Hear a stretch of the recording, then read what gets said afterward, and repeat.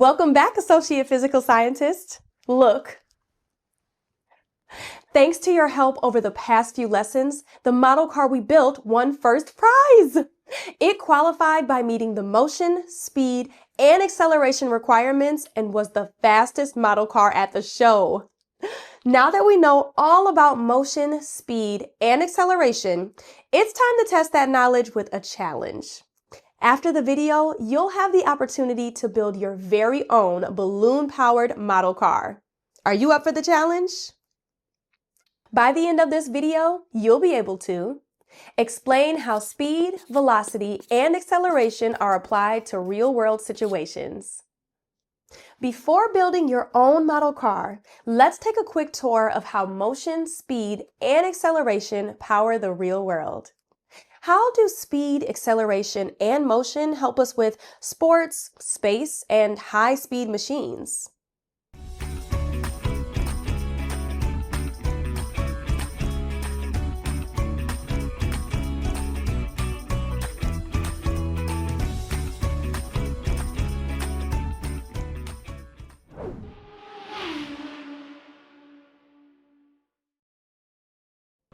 If you play a sport or do anything active, how could understanding motion, speed, and acceleration help you improve or help a coach train you better?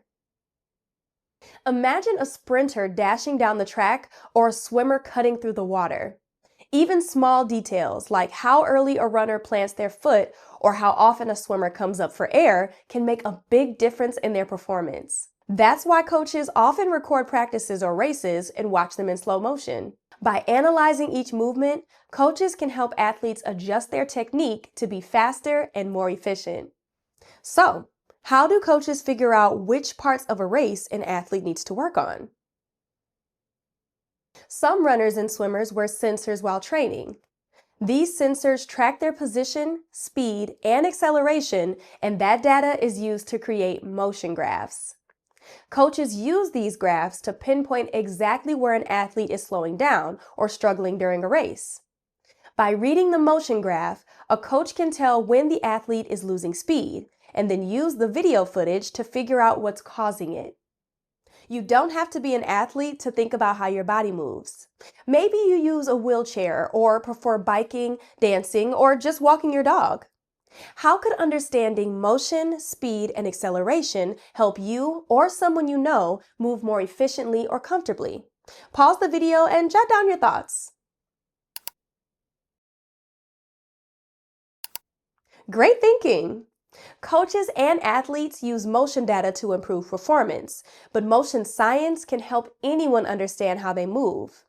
Maybe it helps someone learn how to move more smoothly in a wheelchair, stretch more effectively, or figure out why they feel tired after walking up a hill.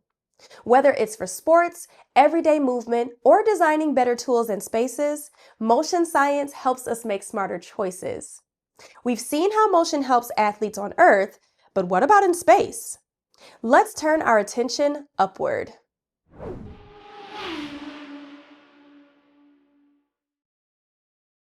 How do you think astronauts and scientists use motion, speed, and acceleration when planning a space voyage?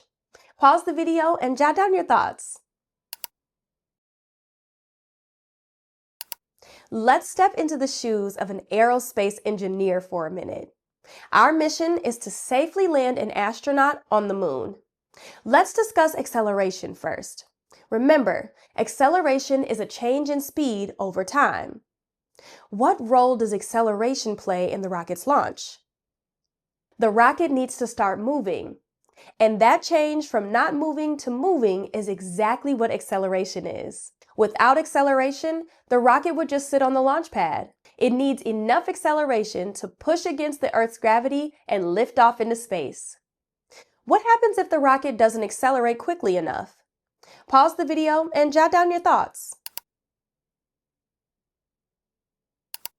If the rocket doesn't have enough acceleration, it won't have enough force to escape Earth's gravity and move in the right direction, up into space. Once the rocket is in space, acceleration still matters, but now it's about slowing down instead of speeding up. Let's say the astronaut is approaching the moon at a speed of 1,000 meters per second. The rocket can slow down with an acceleration of negative 100 meters per second squared. The astronaut radios in and tells us that she plans to accelerate negatively or slow down when she's 8 seconds away from the moon. In your notes, use the formula acceleration equals speed over time to see if the rocket can slow down quickly enough. Before we go over the answer, let's talk about what different answers would mean. If the answer is negative 100 meters per second squared, that's perfect. That's the fastest acceleration the rocket can handle. If we get a number closer to zero, like negative 80 meters per second squared, that's still okay. The rocket can slow down more gently. But if we get a more negative number, like negative 150 meters per second, that's a problem. The rocket can't slow down that fast, and it might crash. According to our formula, acceleration equals negative 1,000 meters per second divided by 8 seconds. That gives us an acceleration of negative 125 meters per second squared. Oh no, that number is more negative than the rocket's limit of negative 100 meters per second squared, so it would have to slow down faster than it's able to. If the astronaut waits until she's 8 seconds away to start slowing down, the rocket won't stop in time, and it'll crash into the moon. Quick, pause the video and see if you can figure out how many seconds the astronaut needs to start slowing down the rocket.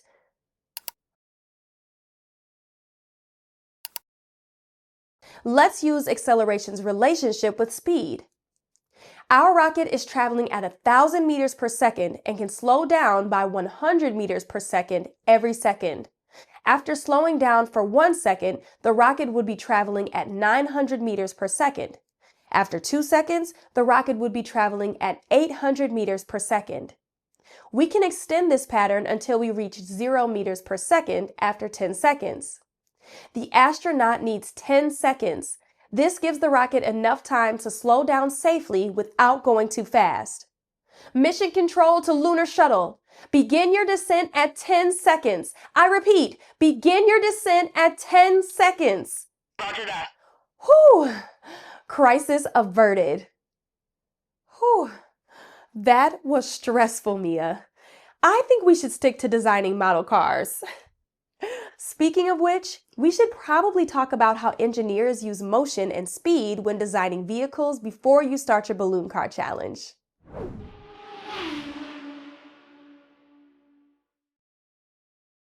When designing vehicles like planes, trains, and cars, engineers carefully choose materials and shapes that help them move faster and safer. Why are the materials and shapes important when designing a vehicle? Pause the video and jot down your thoughts. Vehicles that are designed with high speed in mind are typically made of lightweight materials like aluminum or carbon fiber. High-speed vehicles are shaped in a way that lets them move through the air with less resistance. For cars and trains, the body is built low to the ground for increased stability. These features are important because they help the vehicle move faster, stay in control, and use less energy. Lightweight materials mean less mass.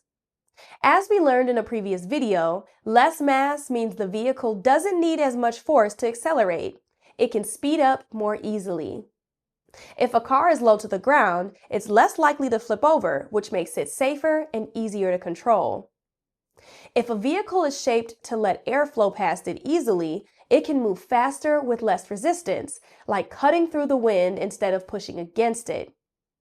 When designing your balloon car, I encourage you to keep these things in mind and consider doing additional research about vehicle design. Now, it's your turn to apply what you've learned. Design a balloon-powered model car that can go the farthest or fastest. Think like an engineer. How will speed, acceleration, and design choices affect your car's motion?